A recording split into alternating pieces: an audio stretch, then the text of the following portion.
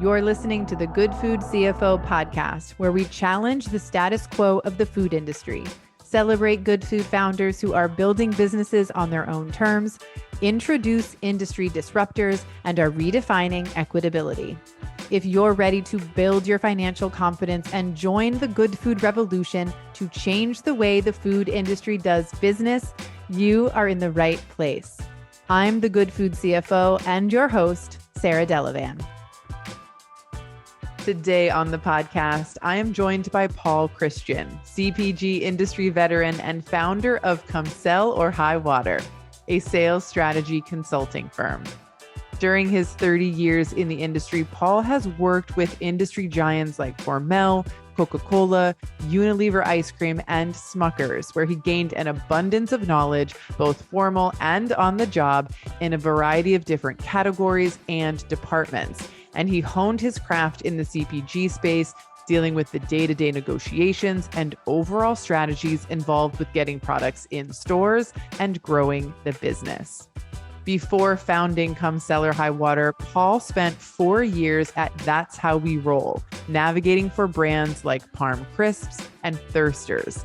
This was when he realized how much he loved using his industry knowledge to help small brands and early stage startups break down the barriers to entry. Paul is a member of the Good Food CFO community, and he joins me today to discuss brokers, an often integral part of growing a CPG brand that isn't well understood. Paul and I are discussing the role of a broker, when it makes sense to onboard a broker, how to choose the right broker for your brand, and his tips for a successful broker relationship. That and a whole lot more. Let's get to it. Hey, Paul, welcome to the podcast. Hey, Sarah, it's great to be here. I'm really excited about this episode because it is sort of the progression of a conversation that we have been having sort of one-on-one, off camera, if you will. You're a member of our Good Food CFO community. You're an industry expert in there, providing help to folks. And we connected after the Modest Coffee podcast episode aired. Yeah. We talked a lot about their situation, but also really honed in on the broker relationship that they had and some of the good and the bad of dealing with brokers. And I think over the years in the industry that I've been here, that's a conversation that comes up all the time. Should I work with a broker? Should I not work with a broker? How do I know if it's the right one for me? And, there's a lot of uncertainty, I think, in the industry around brokers. Would you agree with that? Yeah, I totally would. And I would especially agree with that for folks who are new to our industry, who are coming in. And there are many founders that come in with amazing products, but they don't know the industry. And that's where I come in to help. And so you really don't have an idea of what even brokers do. Yeah. Let alone do I need to hire one, because every dollar counts. You're counting every dollar. So yeah, it's a big topic for a lot of founders. Yeah. So with your business, your consulting agency, Come Sell or High Water, which I think is the greatest name and the cutest logo. Hopefully cute is okay to describe your logo. Yes. You help brands with their sales strategy. And I think that actually might be a good place to start, because you and I have talked a little bit about how important that is to have in place before you think about working with a broker. And so I wonder if we might start the conversation there, just simply talking a little bit about what is that strategy and sort of what some of the foundational things a brand should have in place, like long before they start thinking about a broker. And maybe they're just fundamental to being successful and growing in general. Yeah, without question, there's a lot to do before you get to the stage where you're talking about hiring a broker. Firstly, and my process starts with a founder, depending on where they are in their journey. I have clients who haven't stepped one foot into the retail landscape and are still, trying to figure out, like, is my product prepared? And that's a lot of that first step is, if you are in that stage, that early stage is, are you ready for retail?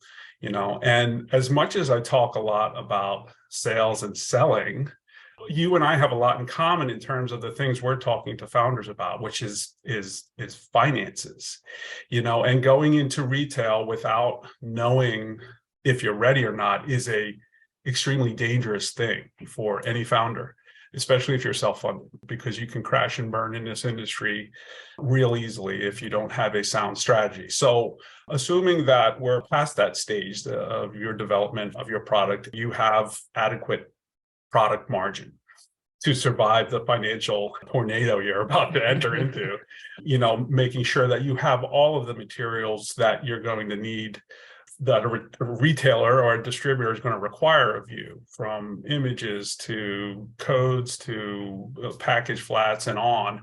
Then we got to start talking about how are we going to launch you into retail, where? And I think it's pretty common opinion in this side of the industry, for those who know, you got to own your backyard first. That's where you can really test and learn and study your product in consumers' hands. And that's where you got to start. Yeah. And from there, we would phase out, like, where are we going from there? A regional approach, regional distributors, if possible, and then have a kind of longer term. So that's our short term or near term plan, and then a longer term plan for where do we want to go? Is this something we're going to go nationally with at Whole Foods? And is this something we're going to take from the East Coast to the West Coast, or vice versa? Those are all important decisions, and they're all tied to the founder's hopes and dreams. Like, what do you want to be? And we'll build a strategy to suit that.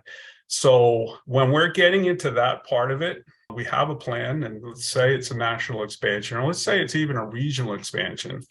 Say it's the Northeast United States, from Washington, D.C. to New England. There's a lot of retailers in that space. This is a very fragmented business in our country.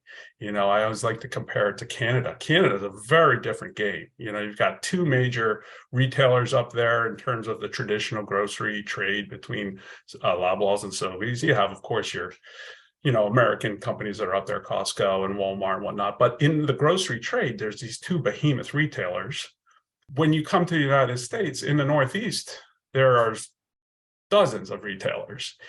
And the reason that you're eventually going to need a broker is because you're going to need help. I think that's, like, anybody who's worked with founders can see them piling more and more work on themselves. And there comes a time where it's like you need to free yourself up to keep your vision alive. And you're going to need help to get out to all the retailers and take care of a lot of the detail work that needs to be done for you to be accepted onto their shelves. And that's where the brokers come in. And beyond just that detail work, they are the gateway a lot of times into retailers. I've done it before too, where I'm like, I'm on my 12th email and I still haven't heard back from a category manager. The brokers carrying a lot of stuff in, they have pre-existing relationships, and that's going to help get you information you need to be included in their reviews, most likely, or just to have a seat at the table to present what you're selling. Yeah. Yeah. So I love so many things about what you said, just going back to the beginning of, like, make sure that you have the margins to succeed at retail, and then start local and grow regionally. I think it's just such a smart process for anyone who's thinking about it, or who's, like, in that stage of their business, to really own your backyard and really learn the industry, right? If you are brand new to it, there's a lot to learn. And if you do it in your own backyard, right, it's a little bit more convenient, a little bit less expensive, I'll say, just because you're not distributing far and wide. You don't have to, onboard a broker necessarily yet at that point. Right. And there's a lot you can learn about how you talk to your audience, how you talk to the buyer, right? So many things about the industry and about the relationships that you can learn and figure out, so then you can replicate it to a certain degree as you move outward.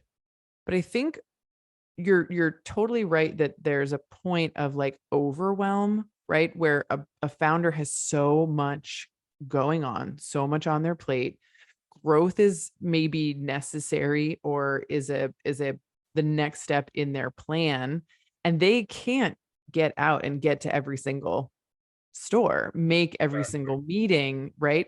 So that's where the broker, comes in. And I want to talk a little bit more. Maybe you can share some more specifics, because I think, the fact that like a broker helps you get into certain retailers is a known part of a broker's job. But what else is involved, or what else should maybe a broker be doing for a brand? There's a lot there that they can do. Firstly, it's let's just stick to that sell-in process, which is what so many founders are focused on. I want to win distribution. So when you are going into a meeting with a category manager at a retailer in the US, there's work that has to be done coinciding with that appointment, or even before that appointment, submissions. There's paperwork with codes and all the background vendor setup paperwork, promotional planning work, so that the category manager can make decisions based on the whole offering, what you're bringing to the table. And then if they made a decision to go during their review process they want to go with your brand, all the paperwork is in place where they can quickly get through to, like a setup to an actual order for your products. So that there's a tremendous amount of paperwork just in that part, the setup. And it seemingly never ends, because as you go, there's always managing trade promotion contracts and managing dialogues. There's and that dialogue part is really, I'd say, one of the biggest parts of what a broker can do is manage that day-to-day dialogue. You're going to be meeting with your major retail partners from time to time, but on a day-to-day basis, you need brokers there kind of handling those conversations. If there's a problem, like, hey, I got a problem I'm going through right now with another client where the codes were set up wrong. The distributor set it up wrong. So that stuff needs to be managed, and it can be time intense. And as a founder, you don't want to be spending your time getting codes fixed. You want your broker to do that for you. Okay. You want to stay focused on the big picture. So they can do all of that, as well as hold responsibility for, navigating this retailer's, requirements and what works with a retailer to say, hey, advise you on, they're going to try to sell you X, but I think the smart thing to do is Y. And doing that in a way that's going to benefit your business from a growth perspective, but also from a bottom line perspective, because things can get expensive, as we've talked about, so they can do that. And then the one last thing I'll add, and this is a part that probably gets a question the most, is retail, because nothing happens. It's a fact that nothing happens in brick and mortar retail if it doesn't happen in the aisle. And what I mean by that is, if you're not on the shelf, if your tag's fallen off and your product disappeared, you can't sell many units. If your product's in the back room, you're not going to sell, because guess what? Shoppers don't shop in the back room. So having that retail support to make sure that your products are located in full on shelf as they should be is another potential service that a broker can offer to you. Not every broker will do it. There are a lot of brokers who include it as part of their service, but that's a huge thing, being able to show up at retail with some arms and legs. We're sort of talking about this in a big retail capacity, right? Are there situations where someone's maybe sales strategy is to grow into independent stores or regional stores? Are there brokers who work with what I'll call smaller chains or independent grocery? Yeah, absolutely. And good question too, because those are some of the best partners at retail are in those communities you just mentioned. So yeah, I think any broker is going to cover those small regionals, like up here in the Northeast, it could be King's, or it could be Roach Brothers up in Boston, or even a Market Basket. They're all all these pieces add up. So any group that's a group, there's even ones and two, retailer locations that a broker will support if there's business to be had. brokers usually on it. And again, there's brokers come in all shapes and sizes too. Some are one-man operations or one-woman operations, and others are, huge regionals, and some are massive nationals that employ 30,000 employees. So it really depends on who you choose, and that's an important decision to make. Yeah. And I imagine you want to think about, what are my goals? What is the growth that I want to see, right? What are the hopes and dreams that the founder has for the business? And interview various brokers, I would imagine / recommend, right? Yes. That align with or can support you in achieving the goals that you have, right? So can you talk about that a little bit, maybe from the sense of like, what kind of questions are we asking a broker or a potential, broker partner when we're reaching out to them at first? Yeah, no, it's a great question. And first off is, I think you want to determine, where are they covering? What retailers, what channels are they covering? And what does their staff look like? I want to pause for a second right there, because I think that is a very basic thing, but an overlooked thing sometimes. Yeah. Because you think there are some founders who are like, I need to grow, or I want to grow. And so I heard good things about this broker, and so we're going to work with them. But the stores that they sell into may not be aligned with your brand, right? And may not have your shopper shopping in those stores, right? Yes. And this was a real life situation for a former client of mine before we worked together. She had her product put into a very discounted retail grocery store, and she's a higher end jam. Yeah. And the deal that the broker struck just was bad, on all sides. But at the core, the product was put on shelf in a store where it was never going to sell. Yep. And despite that, it was at a very low price point where it ended up costing her a lot of money, right, in the long run. So this very simple idea of who do they sell to and where do they sell, so important, because you want to make sure that is aligned with what your goals are.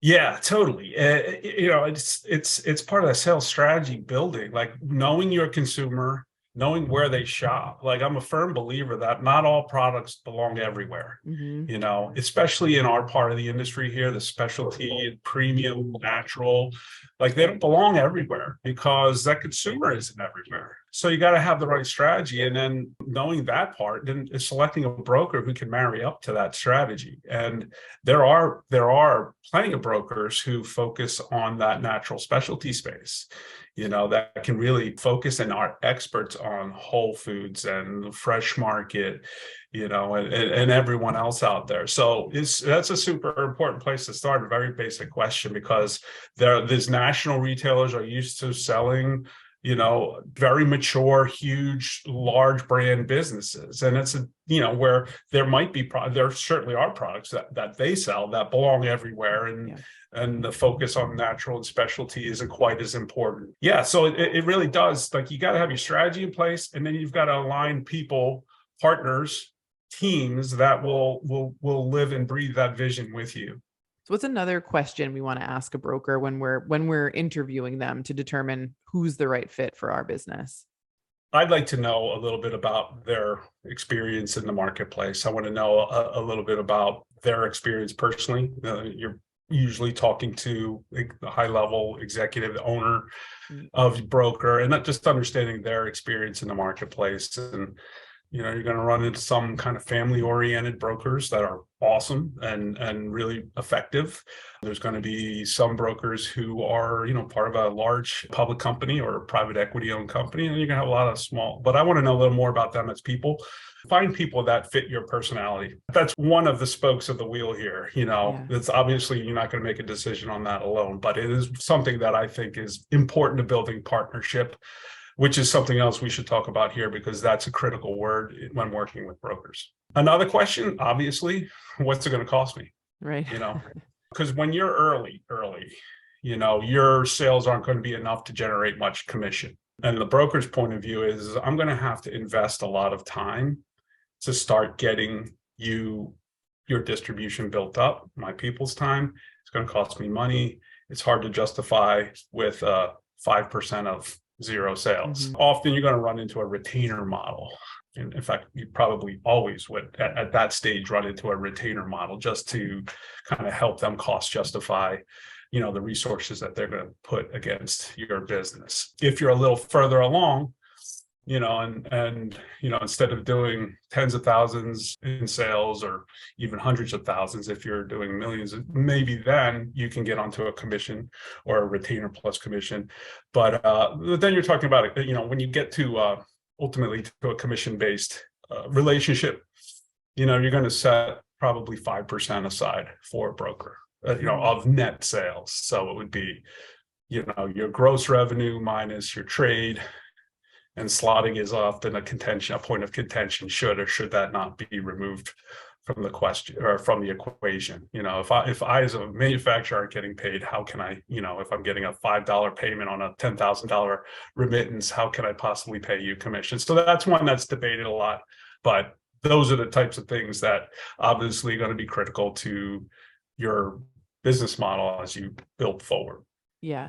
And understanding that commission breakdown, right? How does this work? When do we flip? We've seen a couple of contracts that are, it's a flat monthly rate until sales reach a certain point, right? And then it flips to the commission only model, paying attention to things like, from my point of view, some of the things we look at is what are the reporting requirements, right?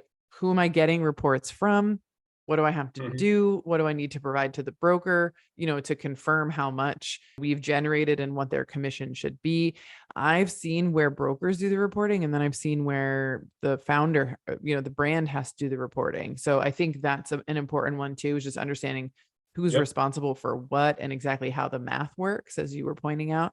I think the other thing too that I've seen in contracts, and I don't want to get into necessarily like how you would negotiate or anything like that, but I've seen really what I'll call like long tail commissions for brokers where, deep in the contract, it says, we'll continue to receive commissions on sales to these customers for X number of months after this relationship ends. Do you have any insights into what is sort of standard or not standard when it comes to something like that? Yeah, I would not be agreeable to that as a manufacturer, because obviously if I'm moving on, I'm probably moving to a different broker. And if I'm paying, that new broker is going to expect to be paid soon within like, I'd say 30, 60 days of assuming responsibility for the business. So, I'm not of the opinion that I can afford to pay commissions twice on a business. What I've seen what's common is a 30, 60 day out, typically 60, I would say, out of an agreement, for either party. So that gives you time to wind down their responsibilities and, get your other broker ready. And, in that agreement, for whatever term you agree to, you're paying the full commissions on those sales through the end of that term. And then the new broker that would be coming on would be expecting that. I would just be hesitant to put any kind of long tail on any kind of agreement, just because it leaves you, holding a bill. But listen, I mean, early on, brokers are going to have some leverage because you need someone. They know you need help. But fortunately, there are a lot of brokers out there to talk to as well, to negotiate with. Yeah. Yeah. I love this. I think those are really great, questions that are totally necessary as part of the initial conversation. And then make sure you read the contract. And if you have any questions about something that doesn't seem great or something that doesn't seem to be working in your favor, take it to somebody that you can trust to read it over. Like that most important word that maybe doesn't get used often enough. No. Yeah. Yeah. No, in our industry, Red line. founders, Nope. it's okay to say no to something, Yeah. Yeah. Okay. So we've talked about when it's a good idea to start thinking about a broker, right? Like at what stage of growth. We've talked about the primary roles of a broker. And we've talked about some questions to ask when you're interviewing brokers to try to determine if they're a good fit for you.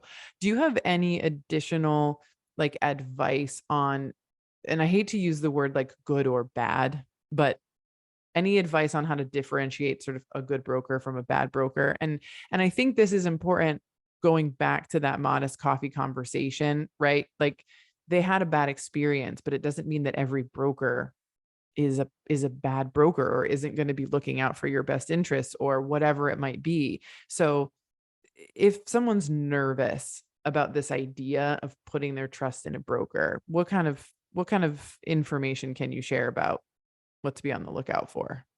Yeah, no, that's it's such an important area. There's a lot of opinions on brokers out there. For those who have an overall negative opinion of brokers, I always say, well, then why are there tens of thousands of them all over the country? Because we need them. And there are really good brokers, and then there's some brokers who have just lost track of how to run the business or haven't evolved enough to adjust to the business. And you also can have one man broker shows.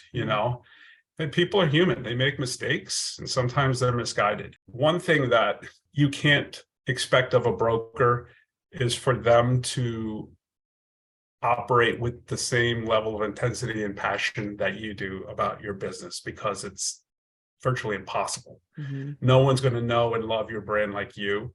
They are like your feet on the street. They represent a lot of brands.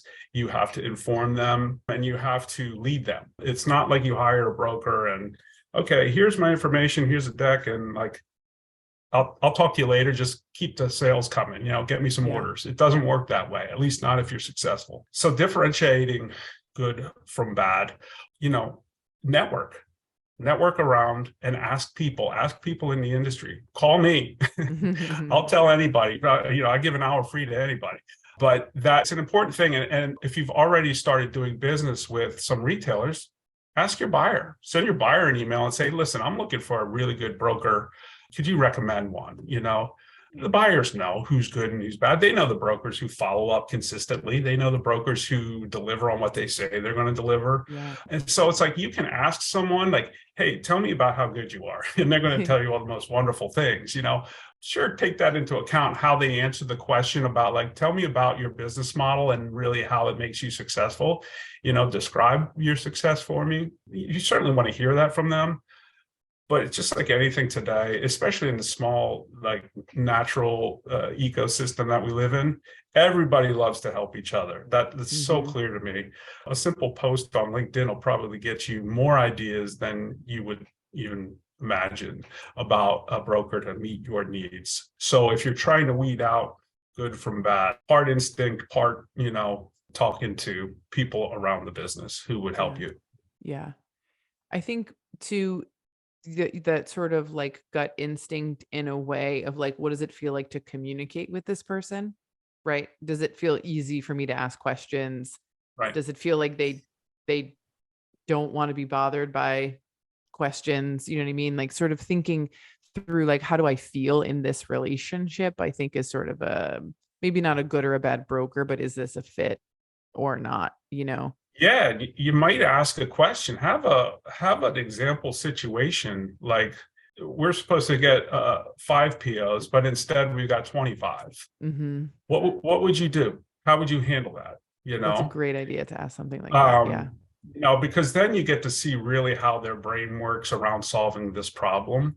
And we know in that situation, there was a lot of just ship it, just ship it, just ship it. And it's like, easy for you to say. Yeah. It's not your time, energy, and money going into it. Yeah. But so I think there's definitely, I think that kind of playing out those types of scenarios. What would you do in this situation? What would you do in that situation? You throw a couple of those out there, you can tell when you're getting kind of a vanilla answer versus someone who is like, oh no, listen, we don't accept that. Boom. And we would first off, our account executive would reach out and find out. There's a number of scenarios you could play out there and see how they answer, and you will feel different about different answers. Yeah. No question. Yeah. So let's say we've decided to work, we've decided, okay, it's time for us to onboard with a broker. We're ready for the, a certain type of growth. We've interviewed, we've found the firm that is right for us in terms of who they sell to, where they sell to, and we feel comfortable working with them. The terms are good. How do we ensure that this is a successful relationship? You sort of hinted at it earlier when you said you can't Yeah. just like hire a broker and go see you later, go do your thing. What does it take for a successful relationship with the broker? Yeah. One word: partnership. And that is an attitude, and it's a way of thinking and communicating on a regular basis. There could be two schools of thought in how to work with a broker. One is like, hey, I'm the client, you're the broker, I'm going to tell you what you need to do and you need to go do it. There's that. I don't recommend that one. But believe it or not, it happens. It's kind of an old school way of thinking about it. And then there's the partnership, and it's something that I've used. It's the only style I'm capable of personally, because that's how I work with people. But you have to respect what they do, be sensitive to like how difficult their job can be, being in between the retailer and the vendor, the manufacturer, respecting that, and respecting that they also represent a lot of other brands. So being effective with the use of their time, not turning them around every time you have a question. Collect your questions and schedule some time and say, listen, I really just need an hour with you next week to go through like all of these different questions I have about retailers X and Y, and then appreciate, appreciate the work that they do for you. And then lastly, you win together, you celebrate wins together. If you lose together. Trust is what that's about. And you've got to have trust in a relationship. And I guarantee you, if you conduct yourself this way, the broker's going to want to work with you. They're going to want to do when you come calling for something, they're going to want to answer that call. They're going to want to help you because you have their trust, and you're standing out versus other vendors who are maybe taking them for granted. Yeah. And I'm saying this after you find the right broker. This might not work if you got a broker who's constantly failing on tasks that you give, or miscommunicating, or not being truthful with you. Once you found that right broker, you want to build that partnership and you want to build their trust. And that way they know, like, when you raise your hand and say, I really need this, they're willing to go through brick walls for you. Yeah. I want to dig into the tasks and communication piece, because something that I've heard from some brands is, we've hired this broker who said that, they could get us into XYZ store, and they haven't been successful at that yet, which is fine, right? Because nothing happens overnight, but we don't see any progress. Like, we don't see them doing anything beyond what we would be able to do. Sent an email, right? Like, so what kind of activities, what kind of communication should you expect from a broker who is working on getting you into a particular store? Because I know that from the brand's point of view, you're paying a flat monthly fee and months are going by and you're just like not getting any info. You want to cut ties like sooner rather than later, just because you're like, what is happening? What am I paying for? Yep. Yeah, no, I mean, it hurts to pay money and not have sales, right? It hurts a lot. So that's a really good question. And the communication is key, and knowing like, well, what else? Because sometimes it takes creativity to get things done. And sometimes if you're with a large enough broker, you can escalate within their organization and the retailer's organization to get that meeting. And I've had great brokers really struggle with. I have one retailer in mind that like, I have the greatest product proposition here. It's all around the marketplace, and yet I'm still not in your stores. And it was the most frustrating thing. So it does happen where the broker has gone over the top and they still fail. So I wouldn't grade them on that result, because I was involved and I knew what they were trying to do and what they Mm-hmm. were leveraging everything they can.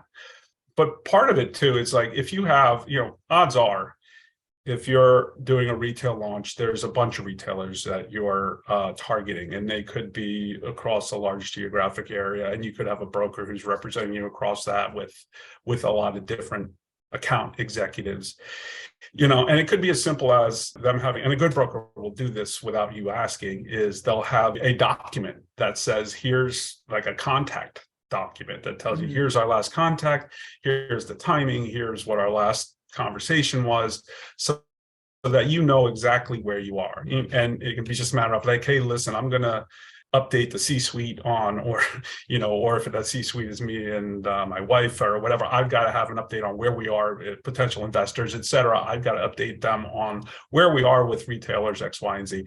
And could you just go and give that document a refresh? I'd like to check it out next Wednesday. Mm-hmm. And just having them manage that so that you can see what they're up to. If they're not giving you insights like that, if you're not getting concrete stories, if you're not getting anywhere with the top 3 on your list, and it's been 6 months and you're not getting the quality of information that says like they're aware of us, like we've sent samples, the buyer said send samples and they've accepted a presentation, like if you're not getting those types of details and like saying, hey, they want to talk to us, but they just don't have room, they're going to talk to us in June. Okay, I can wait till June, but if you're not getting any feedback like that, and they're just like, oh, they're just not taking appointments, blah, blah, blah, and you get like a lot of these BS answers, then, you got to think, maybe I didn't find the right partner. Maybe I overlooked something. It does require a ton of patience building your business at retail. It could take a year Mm-hmm. to get on shelves if you do everything right, but if you miss a review, it could take a year and a half. So it does require patience, but patience is also measured by the amount of funding you have to give and get a perceived nothing in return. So again, the last thing I would add to that is have advisors to help you make those decisions, and they don't need to be paid advisors. Those advisors can be mentors. Those advisors can be friends in the industry, people in your network on LinkedIn. There's ways to get that information. Ideally, you're in a position where you can afford an advisor who you are, someone who's got experience that can say, yeah, there's some red flags here, and I think we pull up stakes and we go. But before we do that, we need to decide where we're going, So do you think it's appropriate to ask a broker before you onboard with them, what is your experience generally in getting a brand into these stores, in terms of like, what's your anticipated timeline? What kind of activities could we expect to see in the first 3, in the first quarter or whatever it is? I find that in a lot of partnerships, understanding what does one party want and what is our expectation or understanding of what we can actually achieve in what time frame is helpful from the get-go. But I'm curious if that's like a normal sort of thing to ask a broker. Yeah, I mean, expectations, right? Any type of relationship that you're going to build in business has got to have clarity on those expectations from the start. Because like if you go and say like, I'm expecting some wins here in the next 3 to 6 months, and the broker's like, whoa, wait a minute, you should expect that. You should like at least a year before we start getting wins. Maybe we'll get some small wins, but nothing. So yeah, I think it's a fair question to ask. Like, what is like, you've launched small brands before, right? Or we wouldn't be talking. So tell me about like, what does that look like? Well, can you share any of your success stories with me? And I want success stories that are achievable. I don't want to hear about unicorns. I want to hear about like what's feasible for, about my brand now, what's feasible, and have that conversation, because they could give you some really good advice, not only on like, hey, listen, you're going to need 9 months before you even, have this, but then once you get in, then we got a whole idea about like, this worked really well on how we launched at that retailer. Yeah. So you can not only get distribution, but then start turning as soon, which we know is, the clock starts ticking as soon as you're on the shelf. So I love the idea of having that conversation early from the financial perspective, right? Because we're looking at our forecast and we're going, okay, our goal is to get into this retailer in this region, right? This year, let's say. we partner with the broker saying, yeah, it's going to take 9 months minimum for us to get the yes. And then our expectation with this retailer is typically that within 30, 60 days from the order, blah, blah, blah, we actually end up on shelf. Okay, now we understand we're paying a broker for 9 months when our production is likely going to have to ramp up because we're going to actually now sell into this store. And then how long it's going to be until we get our first payment from this new distributor or this new retailer or what have you, right? So we can understand the full cycle of what this is going to look like. And we might, hopefully we'll also have a sense of how many units we're going to be moving, in this initial order and then ongoing. There's so much value in that, because if you go into a broker relationship without some level of expectation of how long it's going to take, as you described, 6 months in, you're frustrated. You're like, what am I spending this money for? But it's because you didn't know. It's because you didn't know, and you probably didn't plan to spend money for 9 months or 12 months before you got any results. And so now it feels like a mistake, right? It feels like a wrong decision. And that may not be the case. It's just there wasn't an understanding of what's the reality of making things happen, with this broker. Yeah, absolutely. It all plays into budgeting and managing expectations on your own side. Yeah. If you have investors and talking to them and managing their expectations, because if you do have investors, you're probably talking about numbers of doors by the year end and so on and so forth. So even, financials aside, forecasting, production, cash, all of that aside, just expectations of the people who are shareholders in your company, that it's important to have that all hammered out. I think in terms of like, we're on the same page, like, okay, feels like for most retailers, it's going to be 9 months, but there could be some like, hey, the local retailer group, they got 80 stores, they're a great retailer. They have a review that comes in 60 days and you could be on shelf as soon as, 120, so it could go both ways. So the right broker is going to be able to say like, yeah, we can get you into that retailer.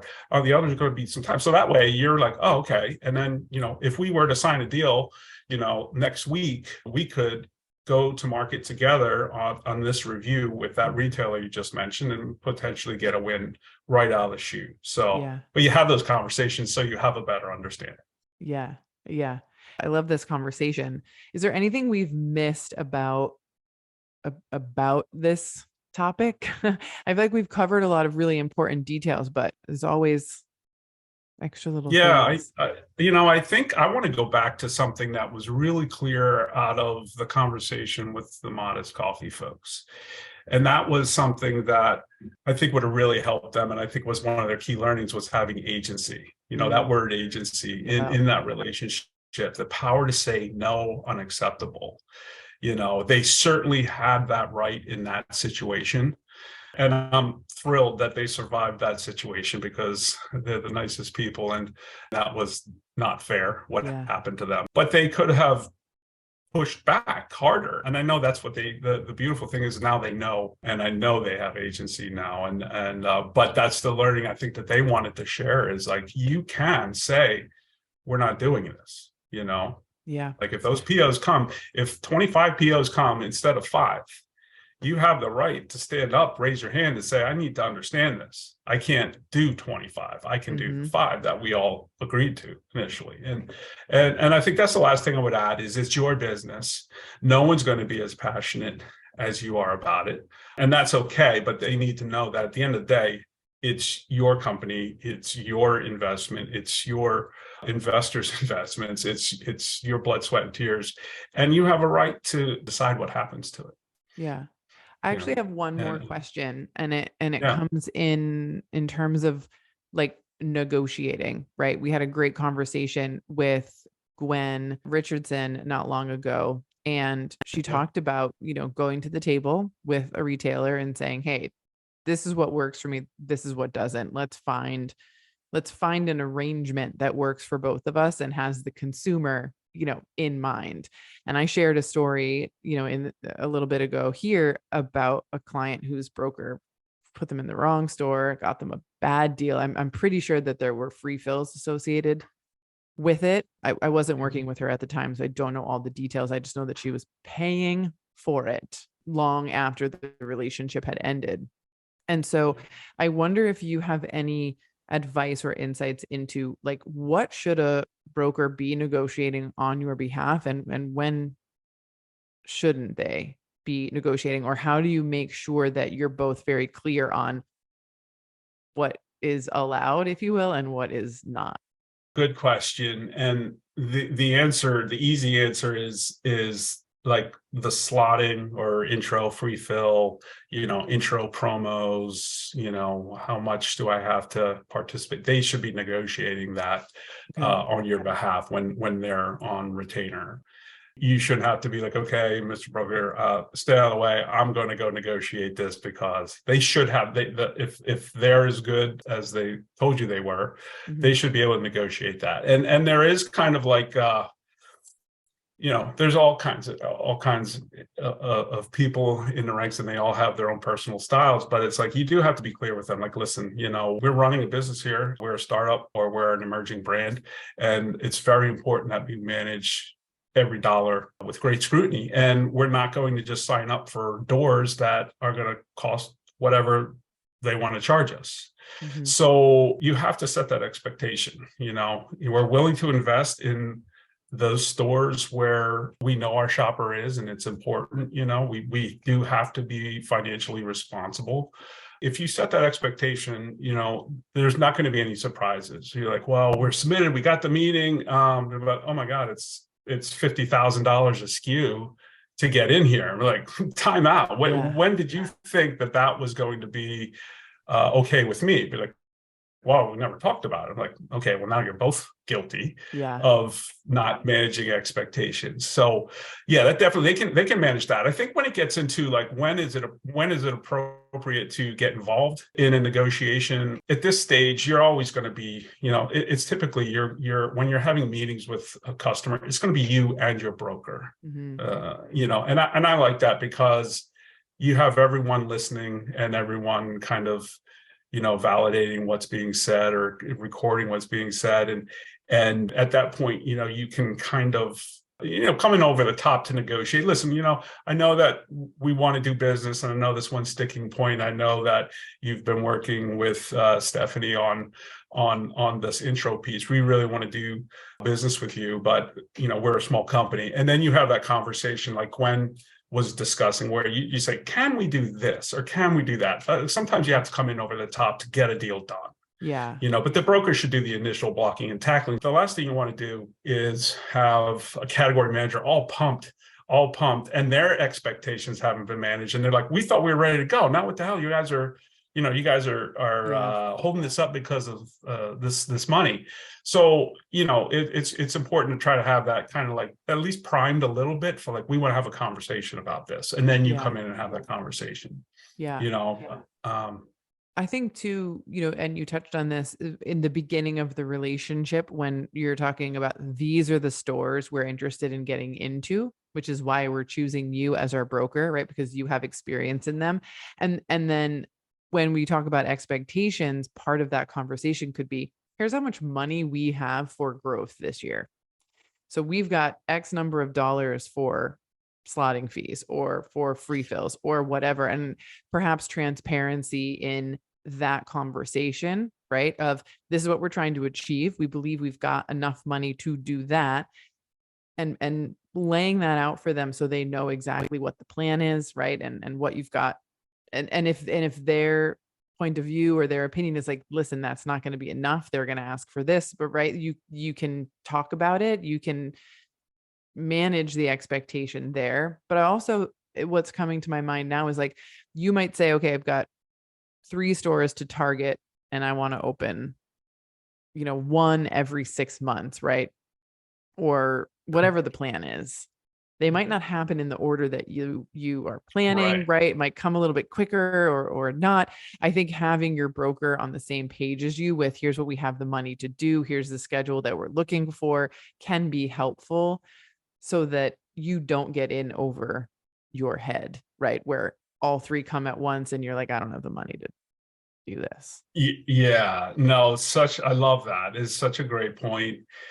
because it is like, you have to be transparent at this stage, right? Because, if you're not, and if that last scenario you just described there comes to fruition, you can't do it. It's just not possible. It's like a company ending situation. You don't want to do that. So I think, yeah, like having them on the same page is really like, I think going to a broker and say, hey, listen, I want you to kind of just build me this whole thing. How does this work? Like is wrong, right? Because that's not what they're there to do. They're there to execute your plan.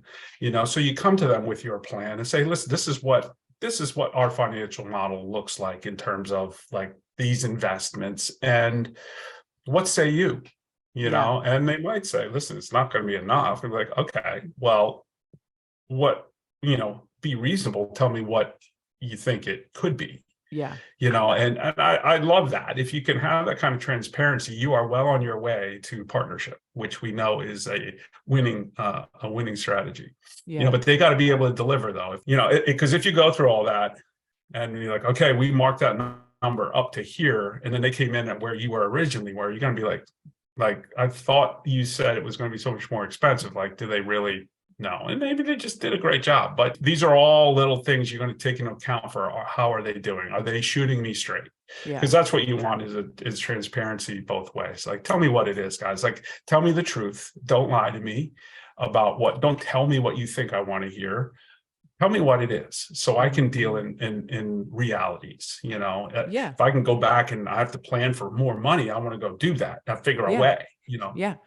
Just allow me to be prepared. I think the more conversations I have with folks in the industry, the more clear, and that's sort of a pun, the more clear it is that transparency is necessary and will work in our favor more than not.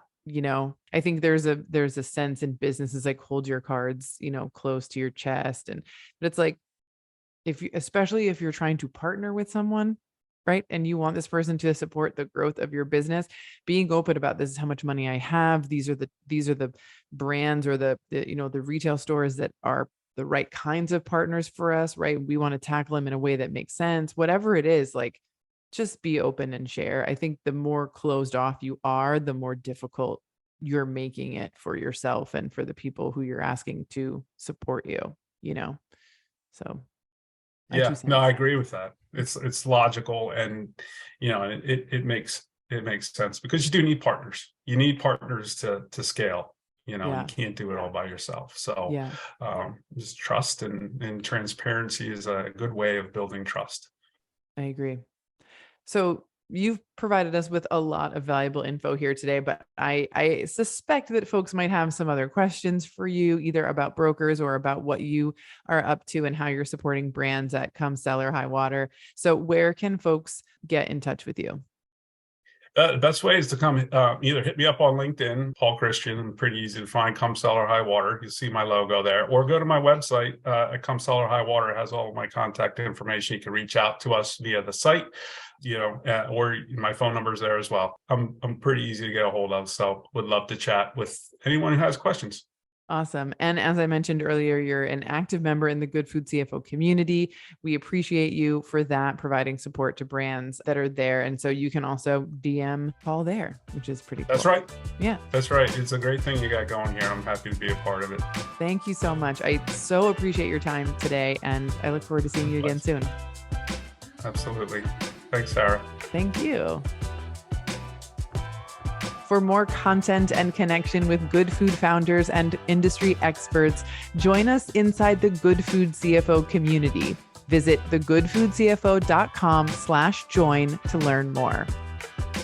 Thank you, as always, for spending time with us here today. If you enjoyed this episode or found it helpful or inspiring in any way, please share your thoughts with your founder friends and on social, and rate and review the podcast wherever you listen. That's the #1 way to help more good food founders find the show. I'll be back with a brand new episode in 2 weeks.